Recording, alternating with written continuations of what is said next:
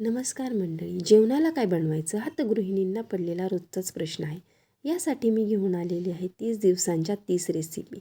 आता या मालिकेतील पहिली भन्नाट रेसिपी आपण पाहणार आहोत. साधं सोपं पण मन जिंकणारं जेवण. महाराष्ट्राची पारंपरिक चवीची आणि सगळ्यांच्या आवडीची खास डिश वांग्याचं भरीत. भाजलेलं वांगं, त्याचा तो धुरकट सुगंध, मसाल्याचा खमंगपणा आणि वरून पेरलेली कोथिंबीर, सोबत गरम गरम भाकरी.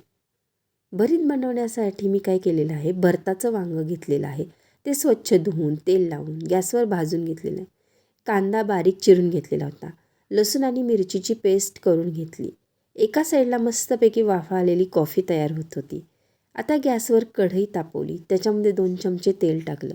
त्या तेलावर जिरी मोहरी टाकली. जिरी मोहरी तडतडली की त्याच्यावर बारीक चिरलेला कांदा टाकला. हा कांदा चांगला लालसर परतला की त्याच्यामध्ये लसूण आणि मिरचीची पेस्ट टाकलेली आहे. आता ही पेस्ट चांगली परतली की त्याच्यावर चवीनुसार मीठ आणि हळद टाकलेलं आहे. आपण जे वांगं घेतलं होतं ते सोलून त्याचा गर काढून घेतलेला आहे. तो गर ह्या परतलेल्या मिश्रणावर टाकलेला आहे. आता हे सगळं जे आहे त्याला मी एक चांगली वाफ दिलेली आहे. त्याच्यावर बारीक चिरलेली कोथिंबीर टाकलेली आहे. आता हे सगळं मी सर्व केलेलं आहे एका गरम भाकरीबरोबर. धन्यवाद. नमस्कार.